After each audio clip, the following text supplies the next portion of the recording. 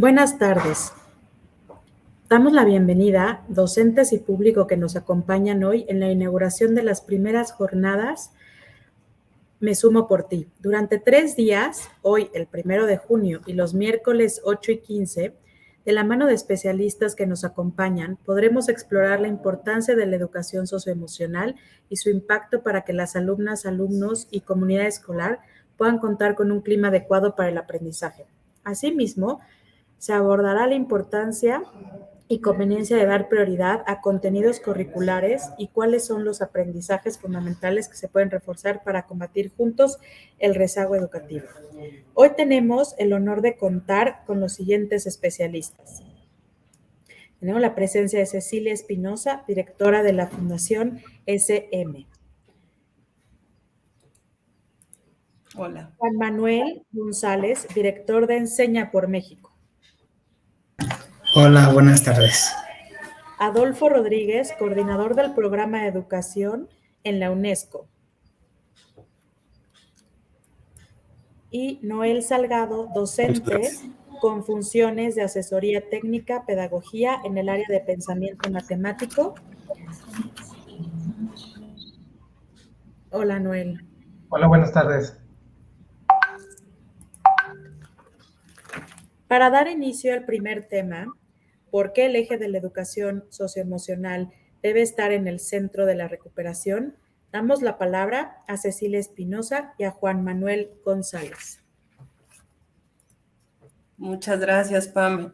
Hola, muy buenas tardes a todas y a todos. Me da muchísimo gusto saludarles a través de este medio y darles la bienvenida junto con Juan Manuel a estas primeras jornadas de Me Sumo por Ti, que como ya se mencionó, pues nos van a reunir durante 3 días. 3 miércoles estaremos reuniéndonos, citándonos a esta misma hora. Un gusto de verdad poderles tener a la distancia y poderles compartir lo que hemos estado trabajando. Si me ayudas, por favor, Pam, con la presentación. Para poder iniciar, quiero compartirles un poco qué es esto de Me Sumo por Ti y por qué estamos haciendo este llamado a un grupo de organizaciones y de especialistas en la educación.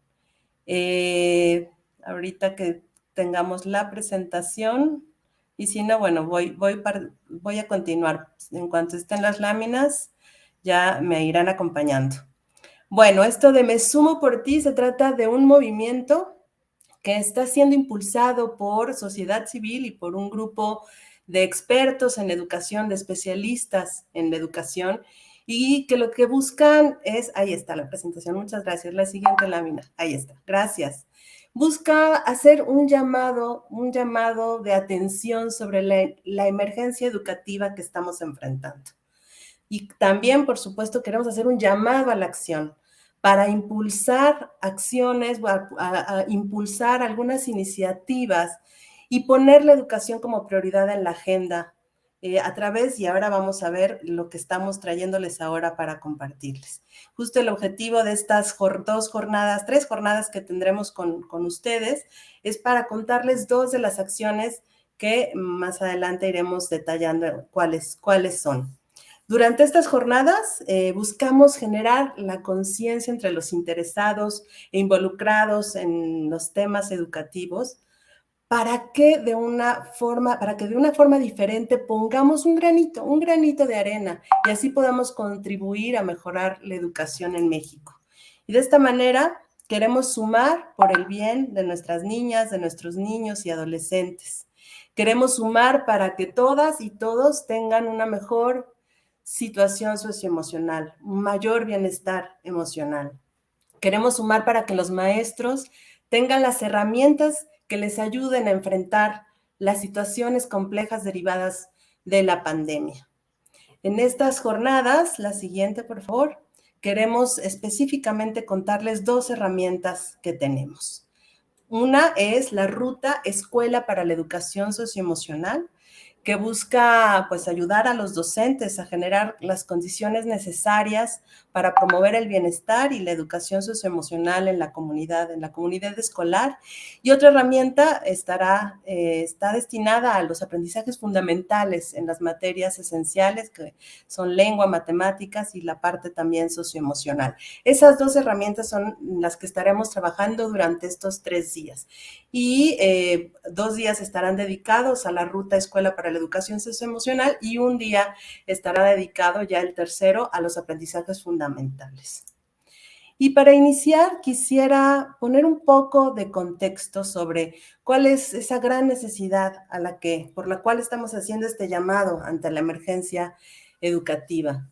En un contexto en donde pues, el mundo, sabemos, atraviesa por grandes problemas globales que nos afectan a todos, una pandemia que nos ha sacudido por más de 2 años, que ha sido un catalizador de los grandes problemas por los que atraviesa nuestro sistema educativo, que nos recuerda las grandes desigualdades sociales y que nos hace muy evidente nuestra fragilidad.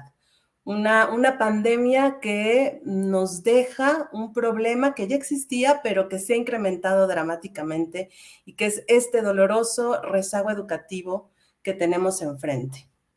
Cuando en marzo del 2020 el mundo se paralizó, pues aquí hay algunos datos, más de 1.500 millones de niños y niñas de 191 países fueron afectados por el cierre de escuelas y en México más de 30 millones. Y desafortunadamente fuimos uno de los últimos países en regresar a las aulas tras 2 años de cierre. Y bueno, es muy dramático. Yo estas semanas he estado visitando varios estados, varias escuelas y me encuentro con que todavía hay muchas escuelas cerradas que siguen pues dando una educación a distancia con los pocos recursos que cuentan. Definitivamente el mundo ha enfrentado la mayor emergencia educativa de los tiempos modernos. Y ante el cierre de los centros escolares, pues las comunidades educativas han realizado grandes esfuerzos para dar continuidad a los procesos educativos.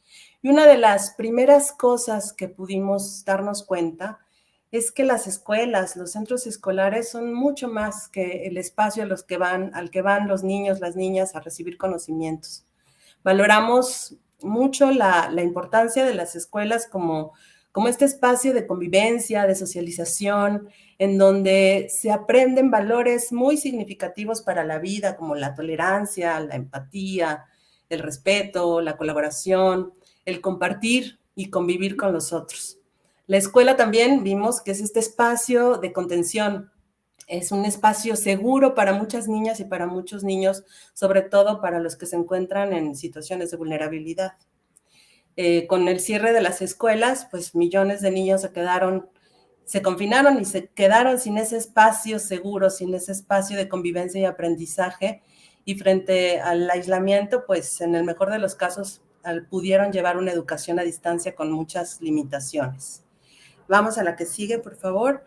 Quisiera hacer un repaso de algunas cifras que seguramente ustedes, todos los que están siguiéndonos, ya conocen, ya han visto, pero yo no quiero dejar de mencionarlas porque al final esto es lo que nos refleja el tamaño del problema que tenemos que enfrentar. Tenemos durante el cierre de escuelas, el 65% de los estudiantes tomaron sus clases por medio del celular. La que sigue, por favor. De los 33.6 millones de estudiantes que tenemos en este país, en el ciclo escolar 2019-2020, 738,000 no concluyeron el ciclo escolar. La que sigue, 5.2 millones de estudiantes no se inscribieron en el ciclo 2020 y 2021, y esto fue dolorosísimo para todos los que nos dedicamos a la educación, por razones distintas. Por ejemplo, el 28.8% perdieron contacto con sus profesores. El 20.2% cerraron porque sus escuelas cerraron, el 17.7% por carencias de computadoras o acceso a internet. 2.9 millones de estudiantes no se inscribieron por falta de recursos. Finalmente, el 23, la que sigue, por favor, 0.5% solo dedicaron 3 horas al estudio de la jornada diaria. y un 48.3% de los estudiantes de secundaria no tuvieron el apoyo, la que sigue por favor, no tuvieron el apoyo de sus padres en el estudio, al estudiar. Con estas cifras, con estos números, vemos claramente los efectos que la pandemia ha traído a la educación, un alto grado de abandono escolar, un impacto muy fuerte en el rezago educativo de toda una generación, de esta generación, y principalmente, por supuesto, que en las poblaciones más vulnerables, además de una fuerte afectación en el bienestar socioemocional de nuestras niñas, de los niños y de los jóvenes, pero también de las maestras y de los maestros. Ante este panorama, este es el contexto que enfrentamos y es por ello que hacemos este llamado, que sumamos esfuerzos distintas organizaciones y que hacemos este llamado ante la emergencia educativa para ponernos en acción. Y a partir de ahí, bueno, lo que queremos es contribuir al bien común y a través de estas dos herramientas que les vamos a estar presentando y de las que vamos a estar hablando a lo largo de estos días, pues queremos hacer esa pequeña contribución, ese granito de arena que quiere sumar a la mejora de las condiciones educativas. Y justamente Juan Manuel y yo queremos hablarles de uno de los primeros ejes, porque el eje de la educación socioemocional debe estar en el centro de la recuperación. Yo solo, y antes de darle la palabra a Juan Manuel, quiero mencionar brevemente una información que me pareció muy relevante de un estudio que se llama Educar en Contingencia durante la COVID-19 en México, que realizaron un grupo de universidades como la Ibero, la FES Acatlán, la Universidad Autónoma de Guerrero, y que la Fundación SM lo publicamos el año pasado. Este estudio analiza y estudia una de las dimensiones que es el bienestar emocional. Y lo que nos pone a partir del análisis y la revisión de muchos datos, es muy interesante, los invito a que lo vean, pues bueno, nos deja ver cómo una de las más principales lecciones de la pandemia es la importancia del cuidado.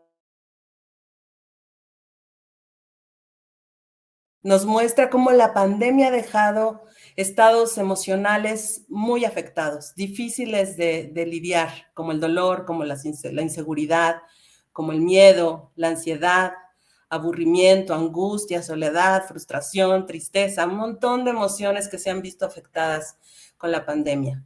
Y también nos muestra cómo esas emociones también pueden estar acompañadas de conductas de riesgo y principalmente en los jóvenes, como es el agotamiento mental, el consumo de sustancias psicoactivas, el exceso de horas frente a la televisión o los videojuegos. Esto, quienes tenemos hijos lo vivimos y lo sufrimos.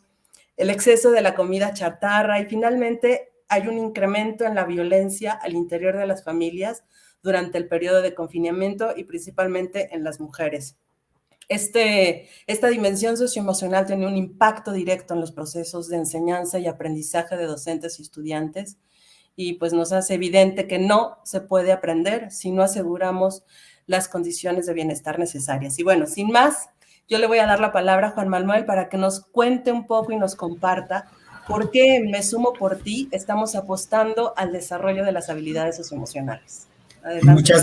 Hola Cecilia, muchas gracias por ayudarnos a poner contexto con datos duros y también empezar a compartir algunas de las herramientas e investigaciones que nos empiezan a dar tips a todos los que estamos en el sector educativo de cómo podemos ayudar a enfrentar esta emergencia por la cual estamos enfrentando, no solo en México, sino en el mundo entero. Para empezar, o sea, me da un gusto compartir este espacio contigo y también ha sido un honor trabajar de la mano de varias organizaciones como Fundación SM, entre otras, que estamos impulsando pues esto de la importancia de las habilidades socioemocionales y aprendizajes fundamentales. También estaba siguiendo en el chat y me emociona ver que tenemos a personas de diferentes estados de la República Mexicana que tienen este interés de saber más de esta temática y que probablemente tienen ya mucha experiencia de forma directa porque ellos son los que tienen contacto directo con los estudiantes, con las comunidades. Entonces me da mucho gusto que estén aquí presentes y poder conversar con ustedes sobre el impacto que tienen las habilidades socioemocionales en los estudiantes y cómo esto debe de estar en el centro de la recuperación. Antes de contestar esta pregunta por la cual estamos aquí nosotros lanzando esto de Me Sumo por Ti. Me gustaría empezar por decir por qué le estamos apostando a las habilidades socioemocionales, pero antes decir qué son las habilidades socioemocionales. Creo que muchos escuchamos sobre este término, pero la importancia es reconocer qué son. Entonces, en realidad son capacidades de una persona para actuar de forma competente ante una tarea de índole personal. Esta va a depender de la situación, la posición social, el contexto, patrones culturales.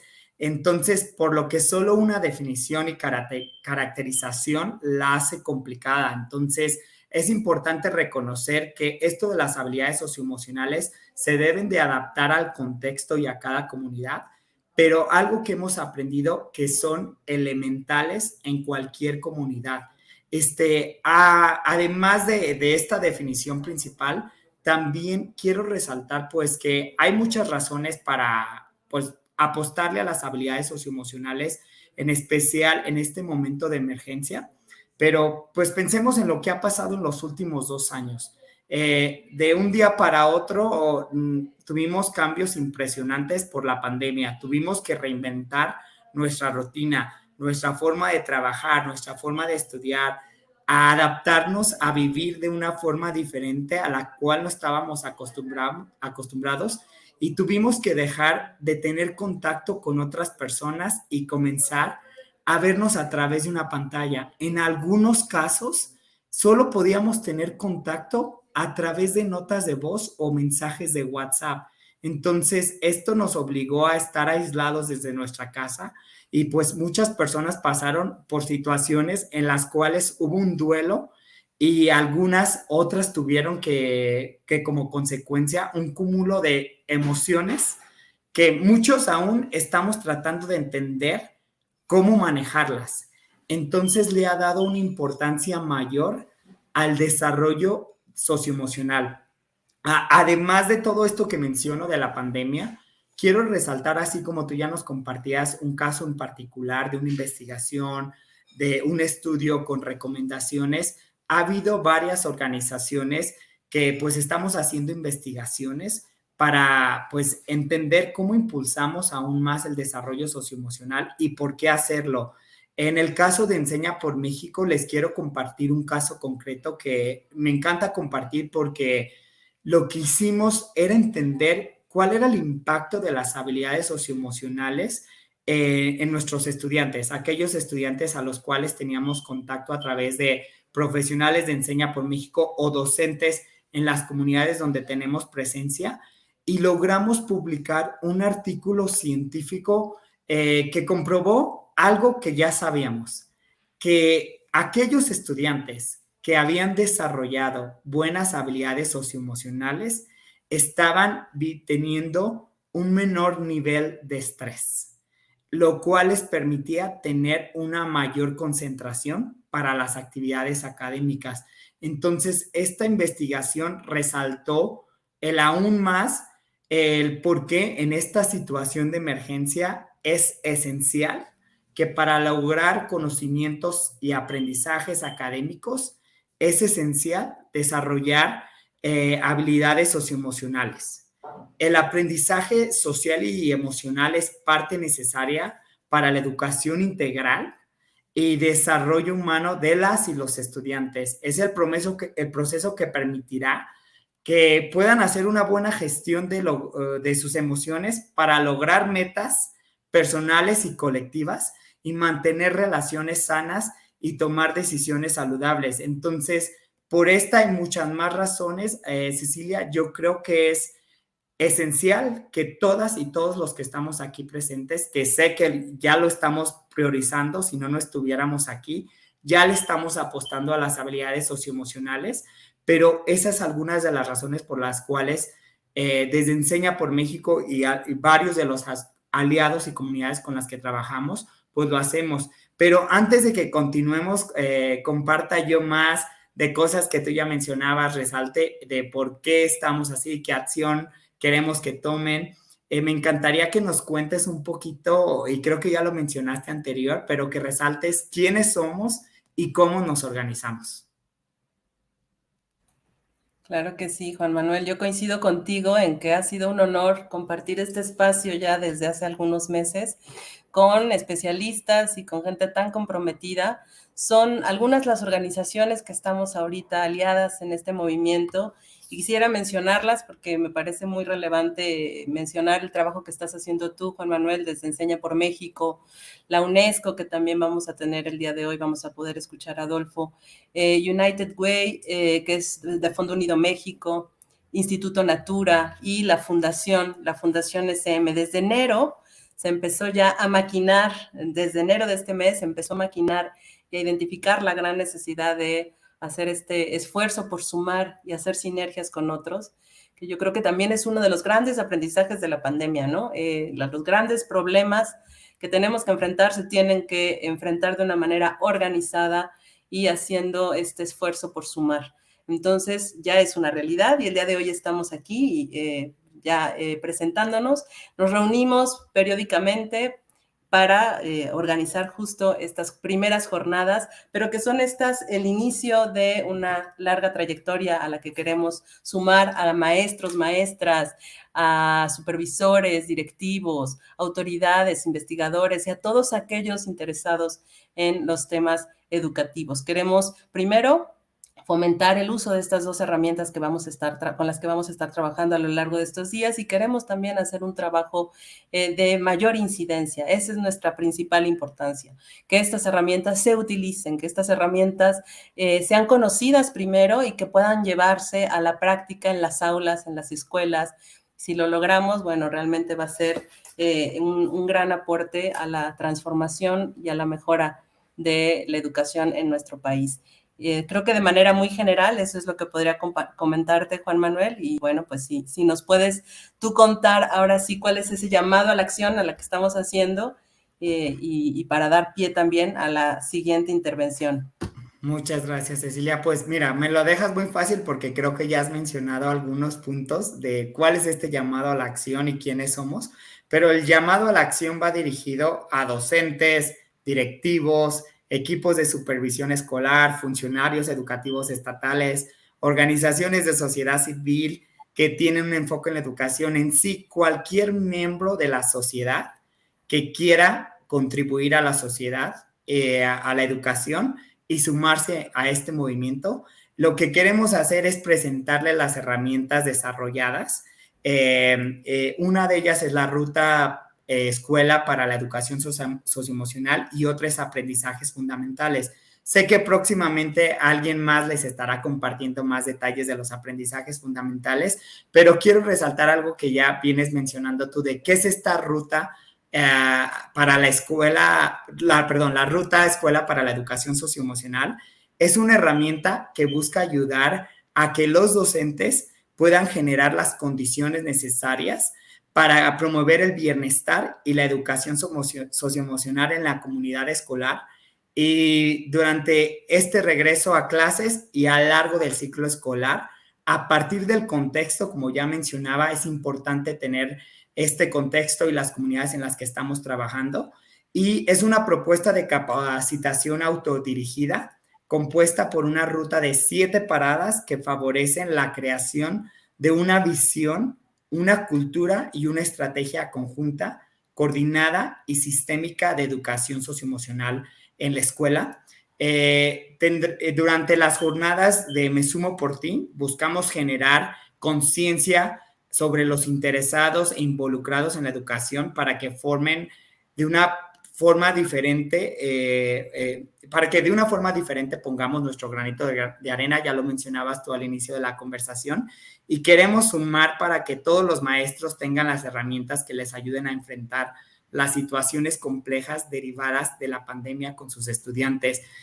Vuelvo a resaltar que el llamado a la acción es a sumarse a esto, a que logremos que todos y todas de cualquier sector, privado, público, organizaciones sociales, gobiernos estatales, federales, pongamos nuestro granito de arena y logremos mejorar las habilidades socioemocionales de nuestros estudiantes y pues lograr pues mejorar el nivel educativo de todas nuestras comunidades.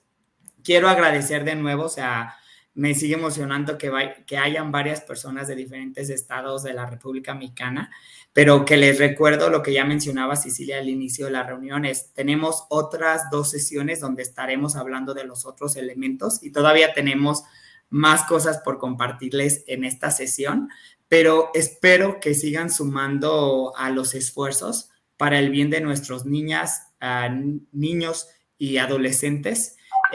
Me sumo por ti, espero que todos nos sumemos por nuestros niños, niñas, por la educación y por México. Y pues ahorita le cedo la palabra al maestro de ceremonias, porque sé que tenemos un programa largo y pues es importante que lo cubramos todo. Entonces, muchas gracias por acompañarnos y qué emoción tenerlos aquí presente. Hasta pronto. Gracias, Cecilia. Gracias, Juan Manuel. Un saludo a todos y yo también me sumo. Muchas gracias, Juan Manuel y Cecilia, por esta bienvenida. Ahora vamos a sumar a la conversación a el profesor Noel Javier Salgado Davis, es docente con función de asesoría técnica pedagógica en el área de pensamiento matemático, y a Adolfo Rodríguez, coordinador del programa de educación en la UNESCO. Muchas gracias, Adolfo, y Noel, si quieres iniciar. Sí, gracias, muchas gracias. Bien, pues en la parte, ¿no?, dentro de este llamado a la acción y sumándonos, vamos a hablar un poco de por qué la lengua materna y las matemáticas, perdón, como prioridad. Ya lo mencionaban Juan Manuel y Cecilia, la situación que nos dejó estos casi 2 años de abandono de las aulas, de abandono de las escuelas, y ahora que hemos regresado en algunas partes, ¿no? Ya se comentaba que hay muchas escuelas todavía cerradas. En lo personal, acabamos hace poco de regresar a las aulas, a la normalidad, entre comillas. Y la cuestión de la lengua materna y las matemáticas hay que verlas primero sobre la base del enfoque del modelo educativo que estamos trabajando actualmente en México, sobre todo en las innovaciones que tuvo en el 2017 sobre la articulación de los aprendizajes esperados. Y es sobre esta graduación en el logro de dichos aprendizajes, por lo que es importante mencionar el trabajo con aquellos que tengan mayor relevancia y mayor pertinencia dentro de la educación desde preescolar hasta medio superior. En este sentido, pues el planteamiento curricular del 2017 nos habla de construir, de transmitir y de socializar el conocimiento, por lo cual es importante la interdisciplinariedad y la transversalidad. Bajo esta consigna del planteamiento curricular, en lo personal veo que no se trata de dejar aparte asignaturas, sino complementar las asignaturas con aquellas que siempre se les ha dado mayor fuerza dentro del currículo de la educación, como lo son las matemáticas y la lengua materna, en este caso el español, o en algunos lugares que se trabaja como segunda lengua, ¿no? Desafortunadamente, en este plano emergente durante la pandemia de trabajo virtual remoto, no se lograron muchas situaciones que fortalecen la lengua materna y las matemáticas. En el caso del español, sabemos que es importante fomentar las prácticas sociales del lenguaje y con ello resolver las necesidades comunicativas que tengan los estudiantes. Esto, pues, no se logró por las cuestiones de que en muchas partes el trabajo virtual, probablemente como se tenía pensado, no se trabajó de esa forma. Es decir, hubo alumnos que estuvieron muy aislados del docente, del centro educativo, de sus mismos compañeros, trabajando apartados con algún cuadernillo, con algunas actividades simples. Y por eso es necesario fortalecer el trabajo en la lengua materna, porque necesitamos trabajar la expresión de los alumnos, que se expresen de manera oral, de manera escrita. En este último caso, en la escritura, pues trabajar con el sistema convencional de escritura.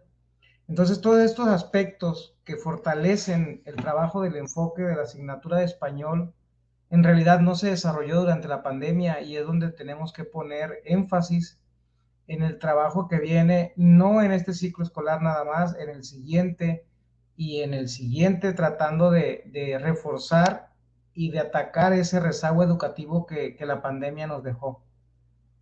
En este sentido, se trata de, mediante estas asignaturas, crear experiencias para leer, para producir textos en el aula, intercambiar ideas por escritos y también de manera oral. Esto nos ayudará a trabajar con los alumnos la organización de su pensamiento, trabajar lo que tiene que decir, y eso no nada más le ayuda en el español, le ayuda en matemática, le ayuda en el trabajo en ciencias, en trabajo en historia, en geografía.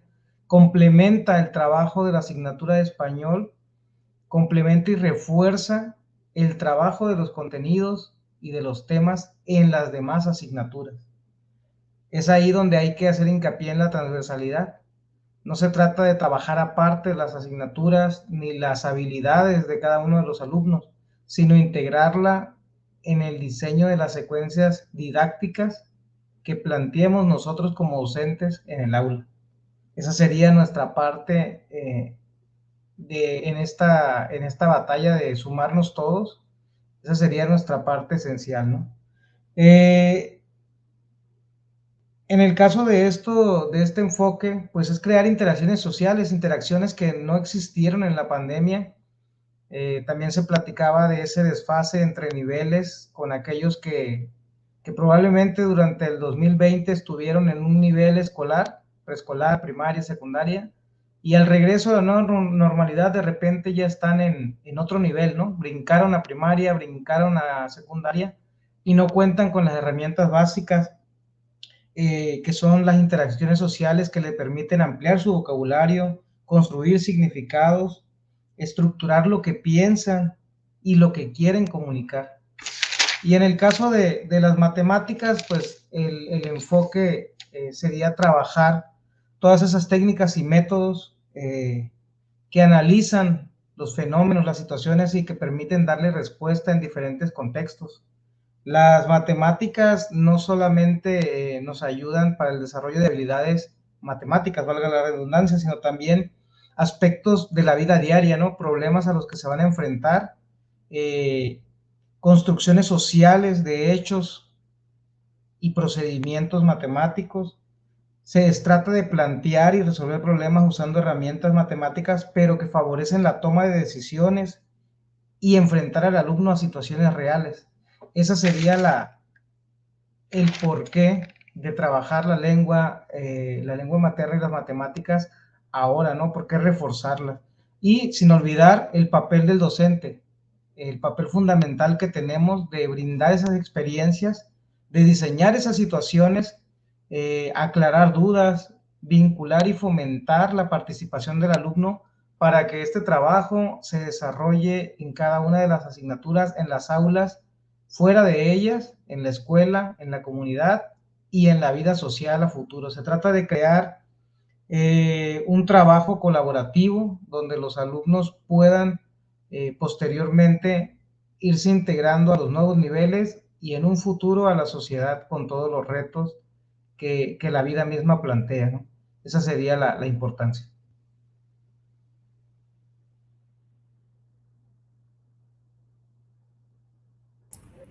Muchas gracias, profesor Noel Salgado.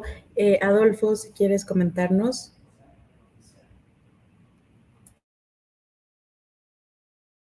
Adelante.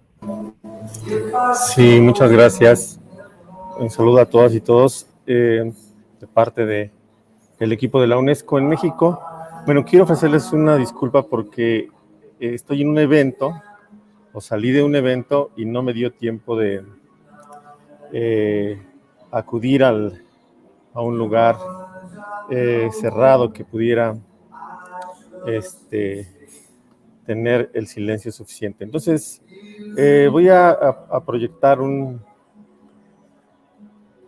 presentación para que me ayude un poco en estas ideas que les quiero compartir.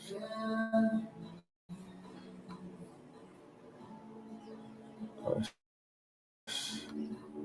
Denme un segundo, por favor.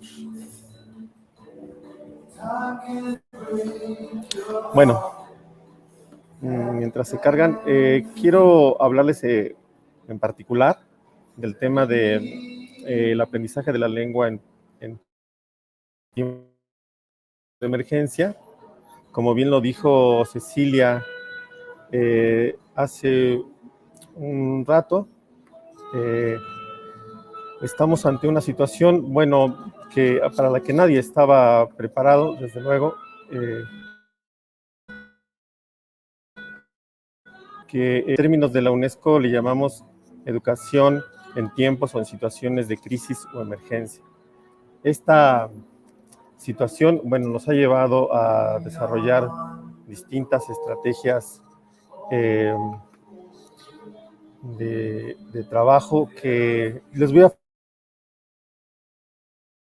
presentar algunas estrategias que hemos podido identificar en un trabajo que estamos desarrollando para la SEP, para la Secretaría de Educación Pública, y que consiste en recuperar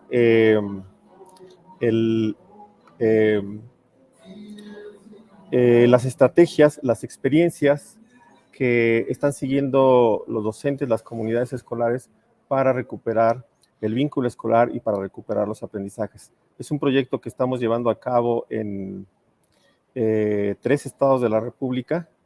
Es un proyecto que está atendiendo a los diversos niveles y modalidades de la educación básica y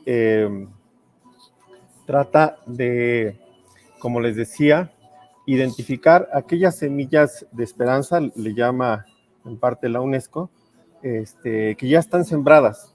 A veces se piensa que todo hay que inventar de nuevo, que todo hay que innovar, pero la verdad es que maestros y maestras ya están haciendo muchísimas cosas y lo que hace falta es identificarlo, sistematizarlo y darlo a conocer.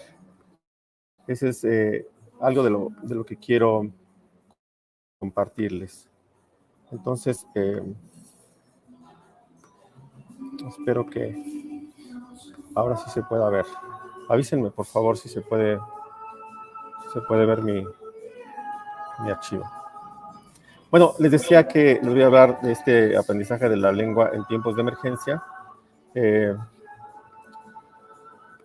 Bueno, primero decir que para la UNESCO la lengua es fundamental, porque si no entiendes cómo puedes aprender, ese es un lema fundamental.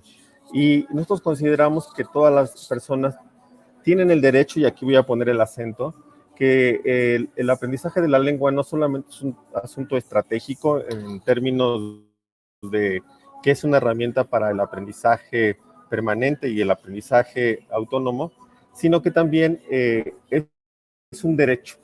De ese punto de partida quiero plantearme, ¿sí? De que el derecho a la educación debe estar, y a la educación en la lengua materna debe estar en el centro de nuestras preocupaciones.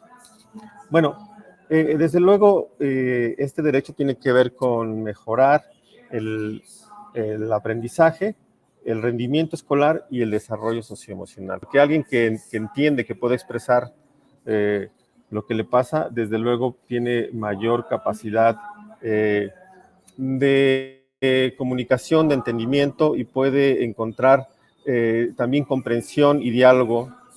Y en caso contrario, pues empieza la frustración, la violencia incluso, etc. No obstante, a nivel global tenemos un gran reto porque el 40% de la población mundial no tiene acceso a una educación en una lengua que hable o entienda. Y ahora mucho menos con el tema de la pandemia y la educación a distancia, porque la mayoría de los recursos digitales, pues por ejemplo en el caso de México estaban únicamente en castellano, pero no en las diversas lenguas indígenas. Pero esto que ocurre en México ocurre a nivel global. Entonces tenemos ahí un problema bastante fuerte que hay que atender. No quisiera abordar más en esto. Vuelvo a este tema de los derechos lingüísticos. Está esa declaración de Barcelona por si quieren abundar más en el tema. Y solo recomendarles que visiten esta página de diseño de las lenguas indígenas, que va del 2022 al 2032, donde la UNESCO está coordinando acciones en este sentido que estoy mencionando, el reto de atender a la diversidad. Y ese mismo reto se expresa en nuestra Constitución, aunque a nivel de ley, diversos artículos como el 23, el 29, expresan que tenemos que tener una educación que sea parte de la identidad cultural, que sea una autoexpresión lingüística de las comunidades. La verdad es que todavía estamos muy lejos de eso. También les dejo aquí estas reflexiones acerca de la educación y la lengua como un derecho constitucional y los retos que tenemos en torno a entender que la lengua no solamente es herramienta de aprendizaje, sino también parte del patrimonio cultural y que toda persona tiene derecho a hablar, a aprender en la lengua que se habla en su territorio. Luego hay otro nivel que es el del aprendizaje clave del 2017, que tiene que ver con el español como lengua materna, que dijo Noel, como las prácticas sociales del lenguaje, que lo que hemos visto es que nuestro sistema educativo ha venido trabajando en la formación de maestros, en el desarrollo de materiales alrededor de estos temas, ¿no? Particularmente de las prácticas sociales del lenguaje, y con diversos propósitos como utilizar el lenguaje de manera analítica y reflexiva, ya lo dijo Noel, también para organizar el pensamiento y el discurso, también como una forma de participación en actividades lúdicas y literarias, pero también para formar ciudadanía. En fin, todo esto ha venido trabajando el 2017, pero desde antes. Incluso yo creo que nuestros planes de estudio desde el 1993 vienen trabajando de una u otra forma estos elementos. Pero aparece la propuesta curricular de 2022, donde habla de que los alumnos, cuando egresen de la educación básica, intercambiarán ideas, cosmovisiones y perspectivas mediante distintos lenguajes, con el fin de establecer acuerdos en lo que se respeten ideas propias y los demás. Un tema interesante, creo yo, pero que se requiere ampliar la discusión de manera incluyente, escuchar mucho más las diversas posturas, sobre todo de maestras y maestros. A mí me parece que hay que escuchar mucho más allá de los especialistas, que por supuesto existen. Me parece que hay que escuchar y conocer estrategias específicas que están desarrollándose en la escuela y que, como decía, ya constituyen prácticas innovadoras, prácticas exitosas que no necesariamente tienen que reinventarse desde el principio. Aparece un tema en este contexto que acabo de mencionar de los derechos, la Constitución, el currículum, que es el tema de la pandemia, ¿no? Y aparece la educación también como derecho en un contexto de emergencia. Y la lengua aparece como un vehículo de aprendizaje para toda la vida, pero también que pueda salvar vidas. En un contexto donde no vamos a terminar de tener sequías, inundaciones, huracanes, etc. Ahora, ¿cómo se plantea el uso del lenguaje durante estos momentos de emergencia? Bueno, básicamente con dos elementos. Uno, que a medida que tengamos menores capacidades de comunicación, nuestras escuelas y comunidades van a ser más vulnerables. Nuestros alumnos, sus familias van a ser más vulnerables y aumentarán el riesgo y el daño ante una situación compleja. Pero si tenemos mayores capacidades de comunicación por diversas vías y estrategias, tendremos escuelas más seguras, protegidas, protectoras e inclusivas y resilientes aumentarían, ¿no? Porque transmitimos información vital, construimos herramientas, construimos vínculos comunitarios, etc. Bueno, ¿qué ha pasado con la pandemia ante esta emergencia? Ya rápidamente voy a decir algunos datos que aunque el 90% de estudios en América Latina tuvo clase a distancia, la verdad es que el 60% no contaba o no contábamos con herramientas para uso eficiente de las tecnologías digitales.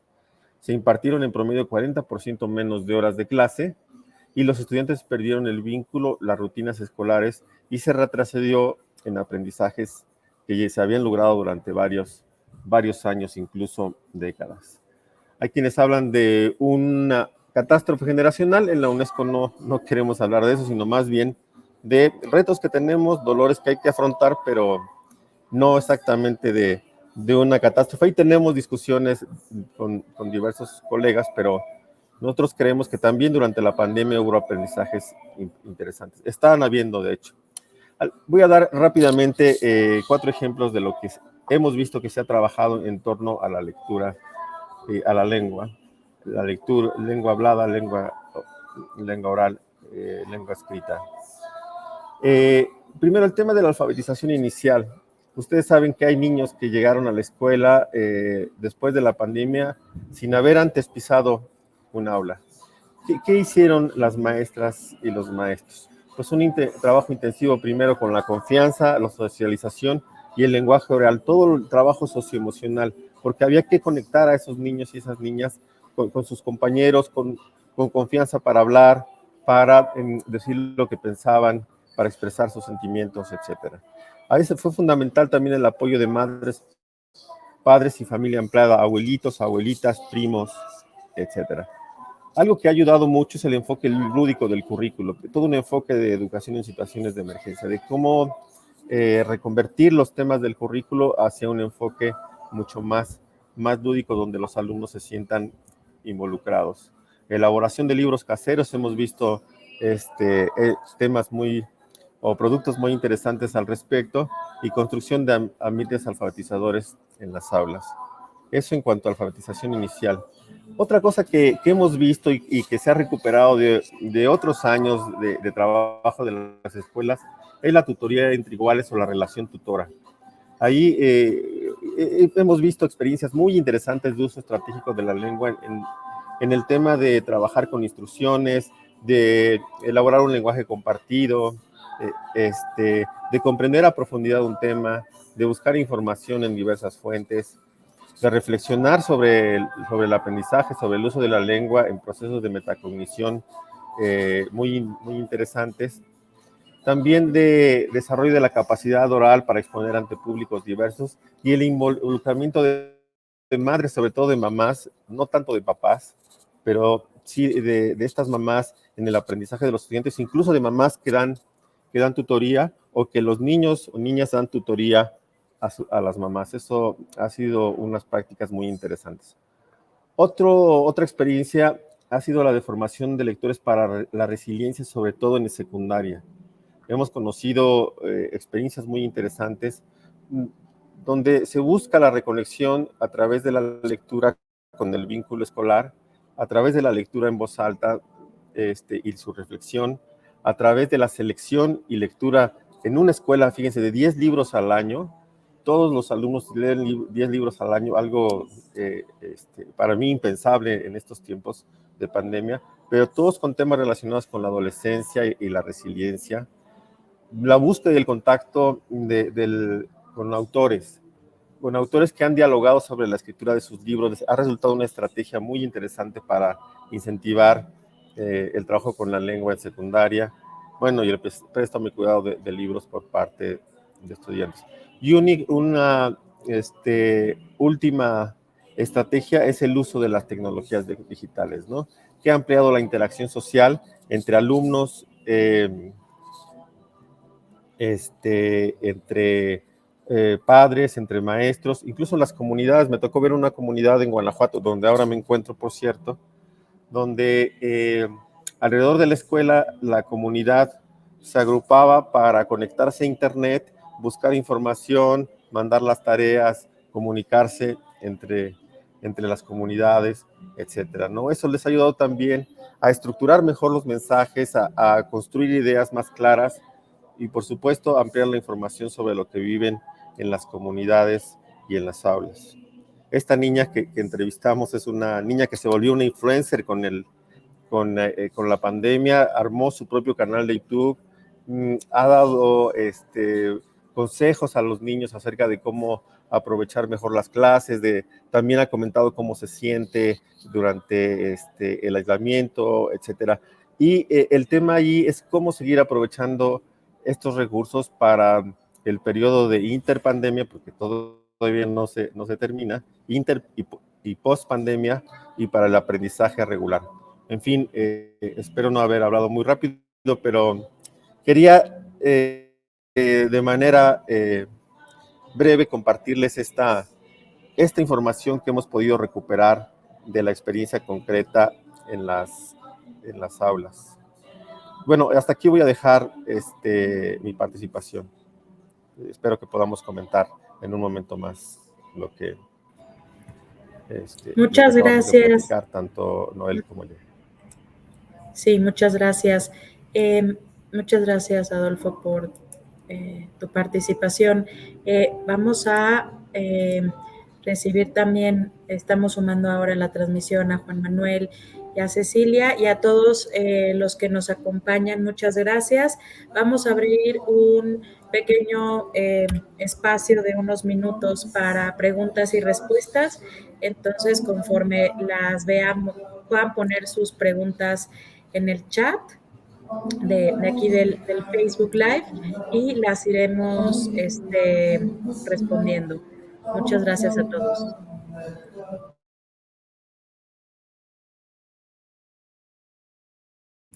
Vamos a dar unos minutos para escucharlas, más bien para leer las preguntas que surjan.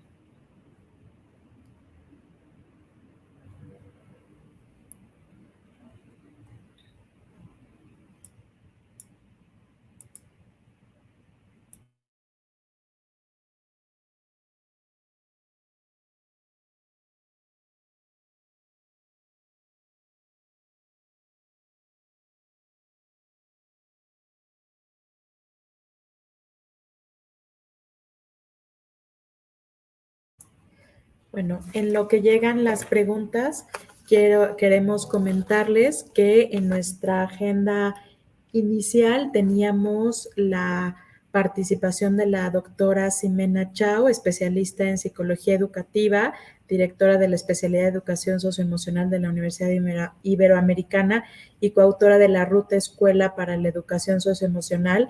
Sin embargo, no podrá acompañarnos el día de hoy por una emergencia médica, que esperemos que todo esté bien, pero su participación se retomará en la siguiente sesión. Entonces, bueno, pues esperamos a que lleguen algunas preguntas de nuestro auditorio, y si no, aquí hay una de J. Cruz Escalante. ¿Es de acuerdo a sus perspectivas qué tiempo nos demorará? No, de acuerdo a sus perspectivas, ¿qué tiempo nos demorará llegar a la nueva normalidad? Dice, pues opino que seguimos entre adaptarnos y regularizarnos. Los escuchamos. A quien quiera responder de nuestros especialistas. Bueno, yo quisiera hacer un comentario.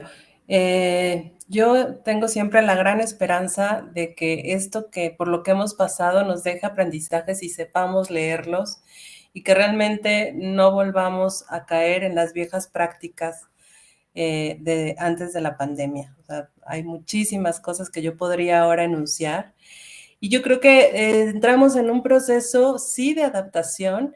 Y yo quisiera pensar que tendríamos que entrar en un proceso de reflexión muy profunda de qué ya no podemos hacer como hacíamos antes, de qué tenemos que mejorar, qué tenemos que abandonar, cómo nos podemos reinventar a partir de la experiencia que tenemos. Este tipo de cambios pues requieren de tiempo, requieren sobre todo de eso, de reflexión permanente, de estarnos mirando, de estar conversando, de estar compartiendo experiencias, y yo creo que es parte de lo que este movimiento está queriendo pues motivar, ¿no?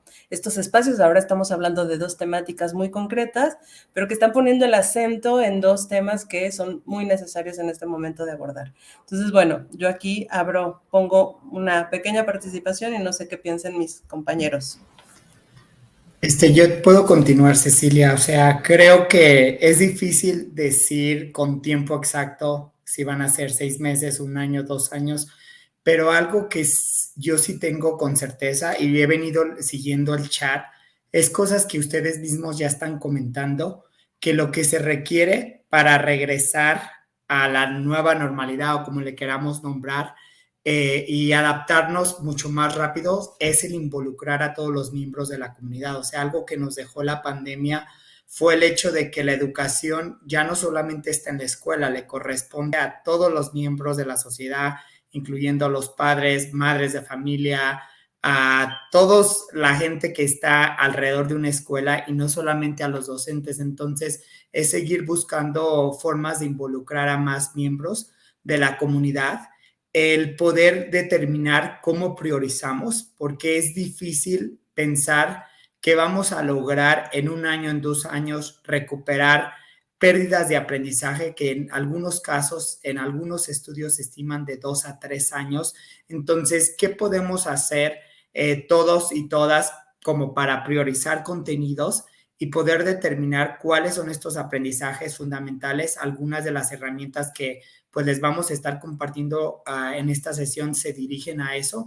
Entonces, más bien lo que yo resaltaría es lo que menciona Cecilia. Reflexionemos qué podemos hacer para acelerar esta adaptación y recuperación y poder seguir brindándole a nuestros niños y niñas la educación que necesitan para ser exitosos en un mundo que cada vez cambia más rápido y cada vez está más interconectado con comunidades globales. Muchas gracias, Juan Manuel. Pasamos a la siguiente pregunta. ¿Cuáles son las prioridades del regreso a la presencialidad?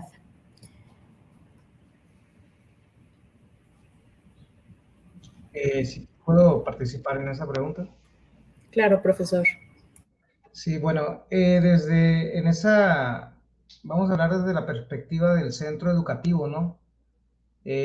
Una de las, ahora sí que prioridades de los centros educativos son, pues, volver a ofertar el servicio de manera, como se mencionaba en la pregunta anterior, ¿no? De una manera normal o de una manera que apoye, ¿no? a lo que son los estudiantes, que los apoye en su aprendizaje, que los apoye en el caso de los de 6º año, por ejemplo, en primaria, que los apoye para brincar al nivel educativo siguiente, en el caso de preescolar a primaria, y así cada nivel.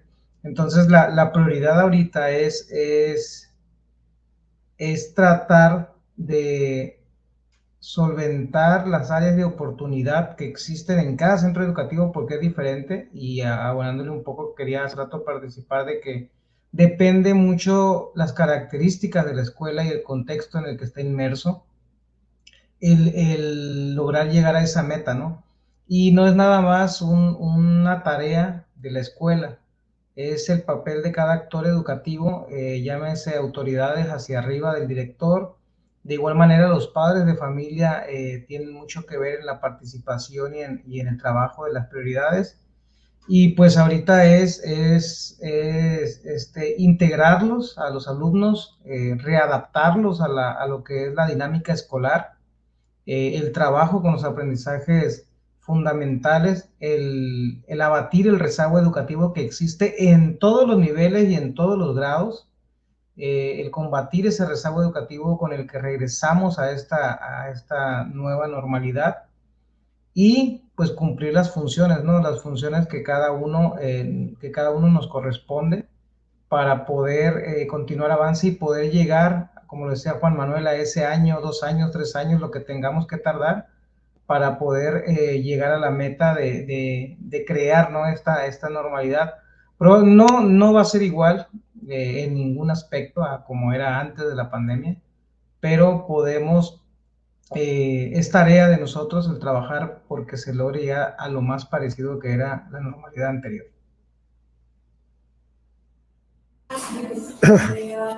Bueno, yo quisiera comentar brevemente que sí coincido con lo que han mencionado. En general creo que una prioridad es recuperar a los estudiantes que están fuera. Hay estudiantes que ya no han regresado por diversas causas. Aquí en Guanajuato, por ejemplo, acaba de mencionar el gobernador de 80,000 estudiantes que se fueron del sistema educativo. Entonces hay que recuperarlos uno por uno. Esa debe ser la primera prioridad del sistema. La segunda es que una vez que estén en la escuela, recuperen las capacidades tanto de vínculos como de aprendizaje, que se reconecten con la rutina, con la vida de las aulas y también con sus capacidades para aprender. El tercer tema es la atención a los más vulnerables, que el regreso a la escuela permita identificar a aquellos estudiantes que requieren más apoyos y se les atienda de manera primordial. Después creo que la otra prioridad en ese sentido, en esta ruta de trabajo, es sí acelerar ciertos aprendizajes, pero también cuidarlo muy bien. Creo que ahí viene la parte más estratégica porque veo que todo el mundo está hablando en muchos lados acerca de la aceleración. Este concepto que a mí no me ha quedado claro del todo de cómo se acelera el aprendizaje y sobre todo cómo se acelera un aprendizaje que es fundamental desde el punto de vista cognitivo, afectivo, curricular, etcétera. Yo creo que hay que entender que hay algunos aprendizajes que sí son estratégicos, ¿sabes? Para seguir aprendiendo, pero dar tiempo también, usar de manera más pautada. Recordemos que los aprendizajes que son importantes para toda la vida requieren su tiempo, ¿no? Requieren, un autor lo llamaba de una pedagogía lenta. Entonces, creo que hay que discutirlo eso muy bien entre las comunidades escolares. Y aquí quiero, para terminar, introducir un tema que me parece sustancial, que es el de también involucrar a los y las estudiantes en las decisiones sobre el aprendizaje. Porque no todo lo puede hacer el maestro y la maestra, y no todos los tienen que hacer ellos. También hay que preguntarle, conozco casos muy concretos de maestros donde han involucrado a los estudiantes en el regreso a clases acerca de lo que ellos necesitan y quieren aprender. Y algo que encontré muy interesante en una experiencia de Zacatecas es qué pueden enseñar ellos a sus compañeros, porque también ellos saben cosas que pueden compartir, como en el caso de la tutoría entre iguales, pero también de otro tipo de aprendizajes que adquirieron durante este tiempo. Entonces, todas las prioridades están bien, pero creo que siempre en cualquier decisión hay que tomar en cuenta a los y las estudiantes porque son actores fundamentales. Finalmente, hacia ellos está dirigida la acción educativa y creo que son actores que se suelen dejar a un lado porque se piensa que todo es acción institucional y todo es estrategia, todo es didáctica, cuando también los estudiantes tienen muchas veces la palabra sobre lo que desean y necesitan aprender.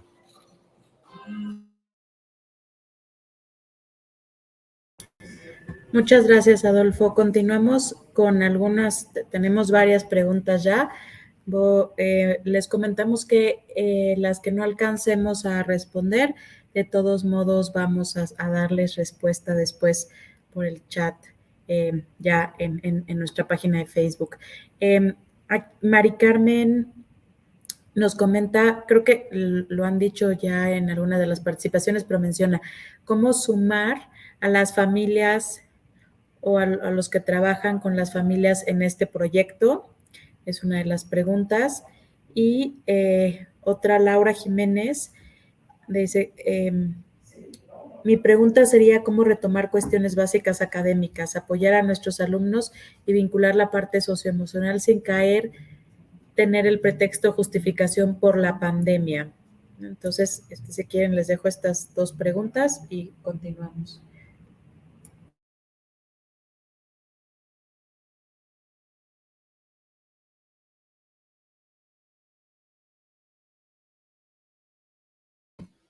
Yo puedo comenzar y aquí también quizás el profesor Noel nos puede respaldar porque sé que está familiarizado como con esta metodología de involucrar a las familias con la construcción de una visión colectiva en el cual en conjunto que busquemos cuáles son las metas que queremos lograr por sus niños, por sus niñas y hacernos cada uno corresponsables de esto. Entonces sé que esto requiere tiempo porque requiere construir relaciones fuertes con los padres de familia, cualquier persona que sea el cuidador primario de la niña, del niño, y requiere entender cómo mediamos, cómo facilitamos esta conversación y hacerlos parte de estas metas en común para las mejoras de los estudiantes. Y también para esto hay varias organizaciones de sociedad civil que se enfocan y también programas públicos que se enfocan en apoyar a docentes con habilidades de cofacilitación y mediación para lograr involucrar aún más a los padres de familia.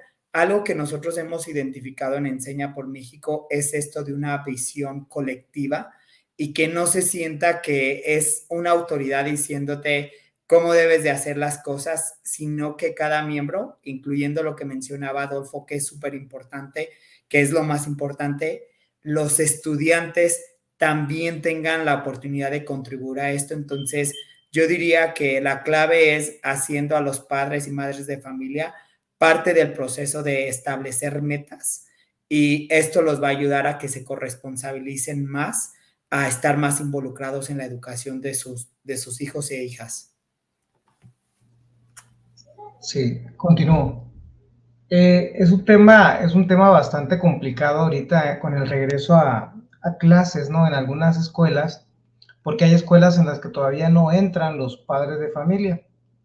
Y en lo personal, en algunas experiencias, el padre de familia, debido a la situación que se tuvo de la virtualidad, ya sea por WhatsApp, ya sea por correo, ya sea por videoconferencias, en realidad no conocen al docente que tienen ahorita en este ciclo escolar, sus hijos. Y a eso le sumamos, como mencionaba Ceci, muchas escuelas que continúan cerradas.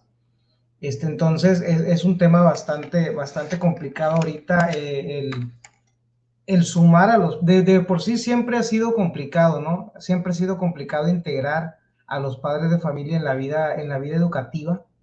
Por lo general siempre se han destacado los padres de familia en la sociedad de padres, que son los que bajan la información a los vocales de los grupos y de ahí es todo lo que saben, ¿no? Y cada periodo de evaluación son más que nada, eran las principales fuentes de contacto con los papás.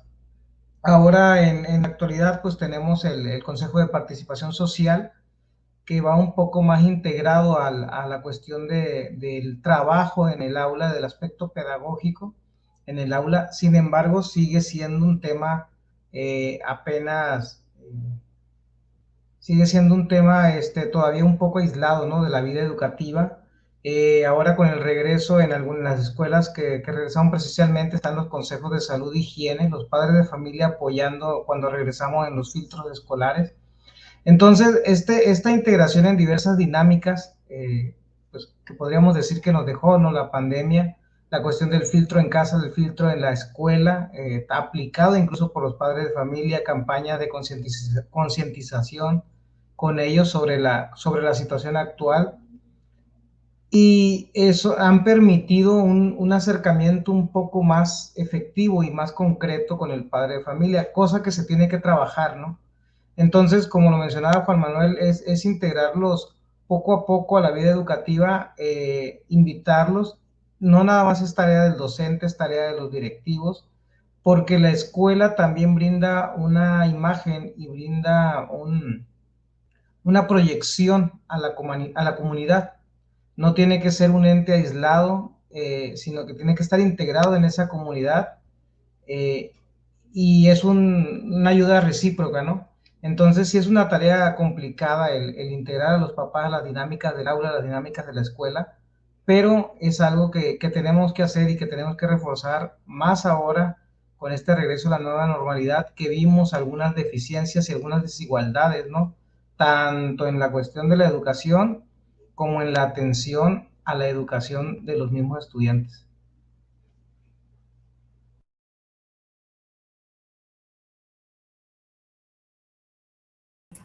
Muchas gracias. Vamos con la siguiente pregunta. A ver, tenemos aquí de Cintia Morales. Me dedico a conformar estructuras en zonas rurales. Sin embargo, me he dado cuenta que en muchas de estas comunidades es poco importante la formación educativa. ¿Cómo puedo apoyar en esta situación?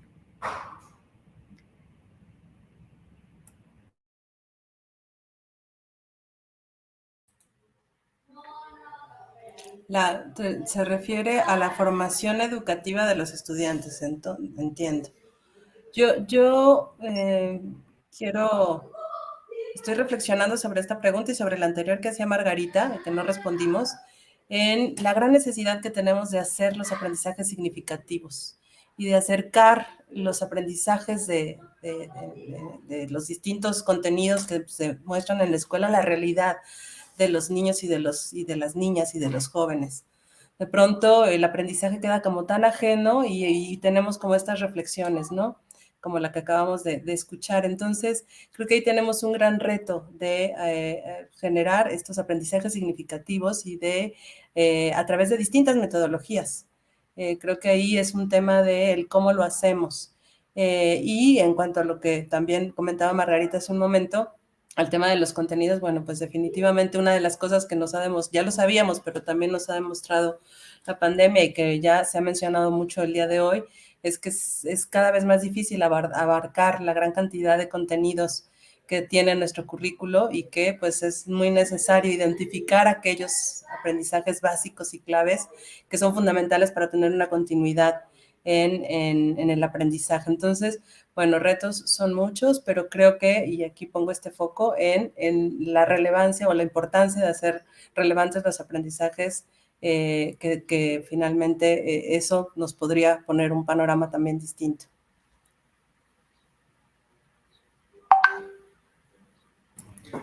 Gracias. A ver, tenemos otra que está más arriba, de Ana Isabel Gutiérrez. ¿Qué estrategias para el día a día recomiendan al docente de escuelas multigrado? Algo y sé que es complicado, o sea, reconozco que las estrategias de aprendizaje más personalizado, individualizado, son difíciles, pero una estrategia que a mí me encanta cómo funciona, que se llama aprendiendo uno a uno, me gusta por el hecho en el cual se crea una guía de aprendizaje dependiendo cada estudiante o cada nivel educativo. Entonces, lo que te permite es, como docente, antes de llegar al aula, identificar en qué nivel está cada estudiante, qué es lo que tienen que aprender y crear estas guías de aprendizaje para poder entregárselas a los estudiantes mientras están en el aula y que ellos vayan dirigiendo su propio aprendizaje. Y de esta manera el docente se puede concentrar en apoyar a los que necesitan más apoyo. Y, o sea, reconozco que llegar a poder implementar este tipo de aprendizaje personalizado como estrategias de aprendiendo uno a uno requiere una formación, una adaptación a formas del trabajo que se han venido haciendo en el sector, pero creo que sí se puede lograr porque te permite dedicarle el tiempo a convertirte en un mediador de aprendizaje y un facilitador y poder ser la guía para aquellos estudiantes que necesitan una guía adicional, apoyo adicional, y permite que aquellos que van avanzando más rápido, si llegan a terminar, se vuelven los aliados del docente a poder impulsar el aprendizaje de los otros estudiantes. Si a algunos de ustedes les gustaría aprender un poquito más de esta metodología, con gusto en Enseña por México los podemos apoyar. En particular, nuestras redes sociales son Enseña por México, nos pueden escribir ahí, entonces nos podemos poner en contacto con ustedes para compartirles pues cómo lo hacemos nosotros, pero creo que es algo que hemos identificado que ayuda mucho en salones multigrado. Entonces, esa es mi perspectiva. Y yo nada más agregar todas las metodologías de aprendizaje colaborativo, que también son muy, muy ricas, y recomendarte esta publicación de Cooperar para Aprender de Francisco Sariquiei, que tiene pues ahí un modelo y una metodología que funciona perfecto en textos multigrado. Porque aquí es un poco lo que comentaba Juan Manuel, aquí no son estrategias uno a uno, pero sí de grupos de trabajo en donde al final los alumnos se apoyan los unos a los otros a partir de sus saberes, de sus competencias, sus habilidades, y es un proceso muy enriquecedor para todos, en donde el maestro finalmente es un moderador de los procesos de aprendizaje que se están dando de manera muy natural dentro del aula en comunidad. Muchas gracias. Vamos con la última pregunta de Juan Diego González Castro. ¿Cómo entrarle al aspecto de fomento a la lectura desde todas las materias y no solo desde español? Yo aquí quisiera comentar.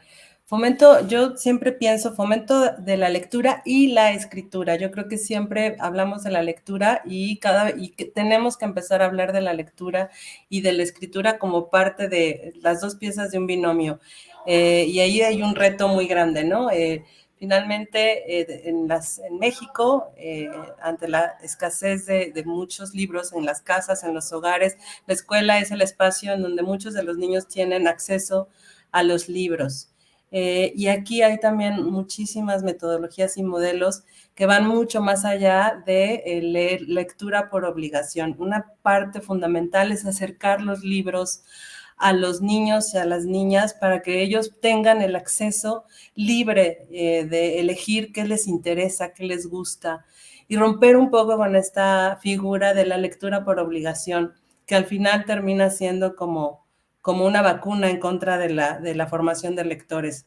Entonces, hay muchas estrategias, pero una cuestión básica es sí tener en las escuelas acervos nutridos, acervos variados, y tener siempre los libros al alcance de los niños, y tener estos espacios en donde los niños se acerquen de manera natural y tengan esta posibilidad de cumplir y cubrir sus necesidades. A partir de ahí, bueno, es una necesidad fundamental que para poder construir lectores, los maestros, que son los mediadores, se conviertan también en lectores.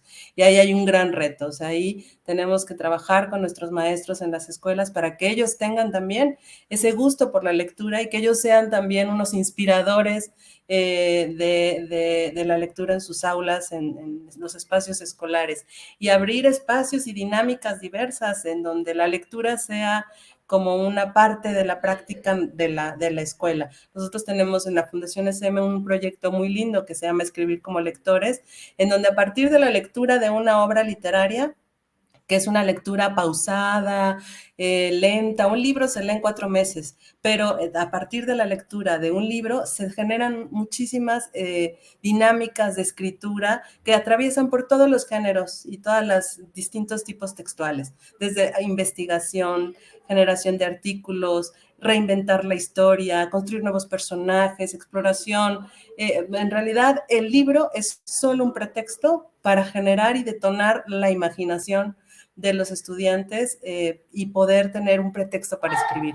Entonces, bueno, creo que ahí hay muchas cosas muy interesantes por hacer, pero paso número 1, libros, muchos, diversos, y al alcance total de los niños, y por supuesto que los maestros sean esos inspiradores, lectores que encaminen y acerquen a los libros a sus estudiantes.